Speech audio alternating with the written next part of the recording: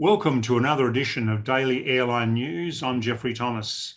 I'm bringing you a special report again today with UK aerospace engineer Richard Godfrey, bringing us right up to date with the probable search for MH370 that's unfolding in the southern Indian Ocean.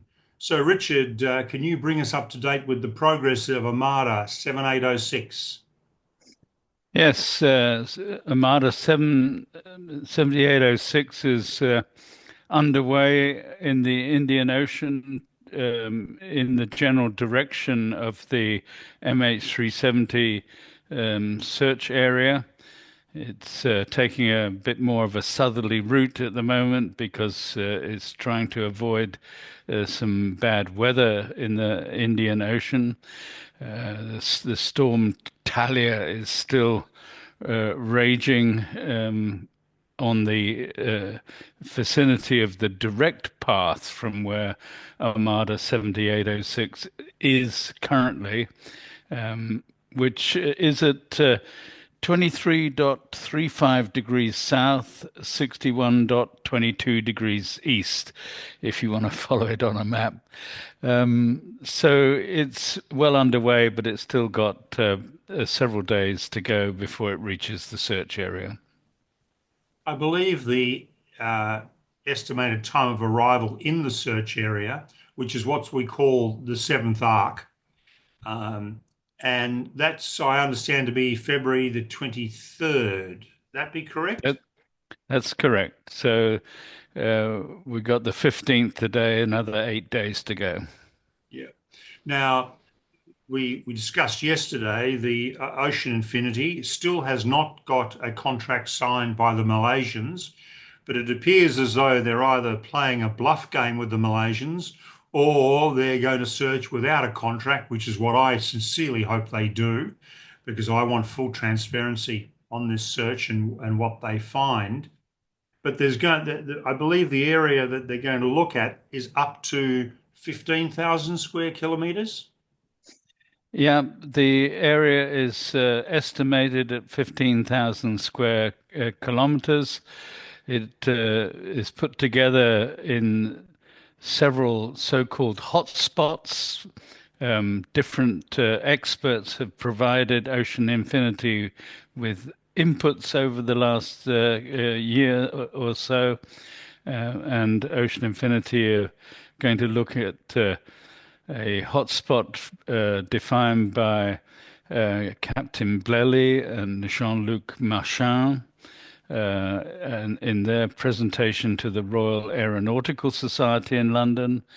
Another hotspot defined by the independent group and the so-called UGIB hotspot, where more recently Victor Yunello and Bobby Ullich, the I and the B in UGIB, have updated that to an area which they term a high priority area, which is a bit further north from Captain Bleley and Jean-Luc Marchand.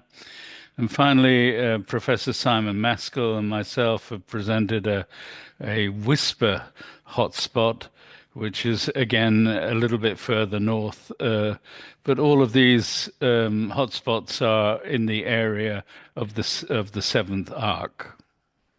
Now, correct me if I'm wrong, and please do. Your area is the only area that actually hasn't been searched already. Now, is that correct or correct? Please, for the viewers, just qualify this.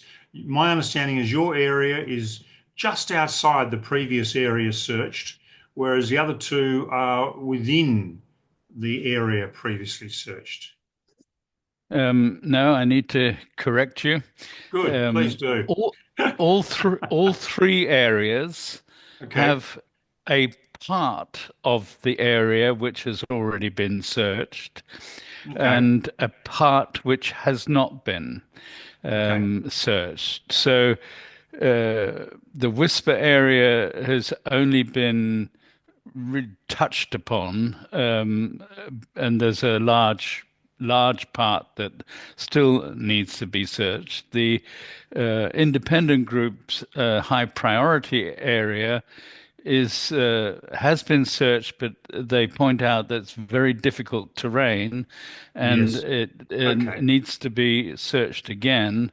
And the Captain Blely Jean-Luc Machin area is a bit further south. The northern part of that has been searched before, but the southern part of that hasn't. And the whole um, discussion really is whether MH370 in its final minutes managed to recover from a very steep dive, which the Australian authorities have estimated at around 14,000 to 15,000 feet per minute. I mean, a normal aircraft descends at about 2,000 feet per minute when it's coming into land. And whether it recovered from this dive, which Boeing showed in their analyses, is perfectly possible. When a Boeing 777 runs out of fuel, it can go into a dive, but it can also recover from that dive. And if it did recover, then the aircraft could well be much further from the seventh arc than previously thought. In this case, Ocean Infinity want to search out to 45 nautical miles from the seventh arc. A Boeing 777 theoretically can travel as far as 100 nautical miles after fuel exhaustion. And of course, Ocean Infinity now has equipment which is so much more advanced than the equipment used in the initial search back in 2015-16, and then the search they conducted in 2018. There's been some extraordinary leaps in technology since those two previous searches. Yes, and Ocean Infinity have an incredible track record of finding um, wrecks. For example, the submarine San Juan off the coast of Argentina. They even found Shackleton's ship Endurance, which he was using to go to the Antarctica. They found the Stella Daisy.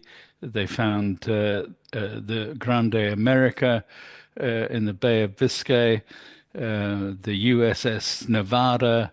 There's a long list of successful And, searches. and also the French submarine Minerve that was lost, I think, back in Yes, 1968. I think it was. They found that in the Mediterranean after just 4 days of searching. indeed. And but that was in what is for Ocean Infinity relatively shallow water. Yes. It was found in waters less than 1,000 meter deep. Some of these other ships have been located in waters 3,000 or 4,000 meter deep. And our view of MH370 is that it is between 3 and 4,000 meters deep in the Indian Ocean.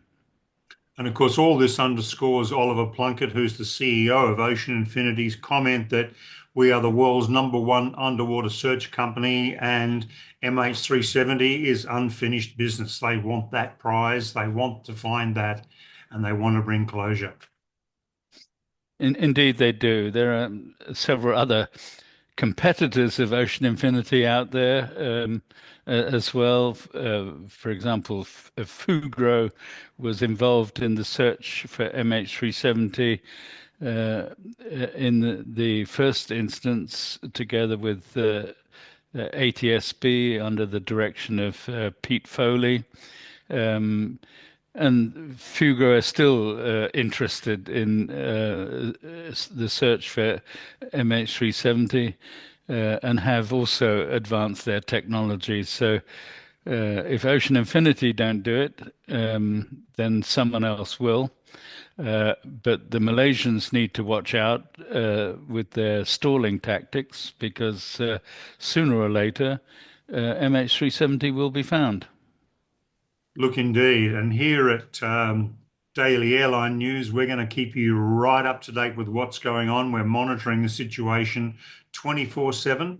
And any major breaking news will bring you instantly, but we will bring you daily updates on this really exciting development. And this, if when Ocean Infinity find this aircraft, it will be the biggest aviation news story in 50 years. It'll be extraordinary, and we'll be all over it. So thank you very much indeed, Richard, for your time, bringing us right up to date with what's going on. And listeners, viewers, please subscribe to us. Please like us. Please leave us your comments. We love to hear from you, and do tune in tomorrow for another edition of Daily Airline News.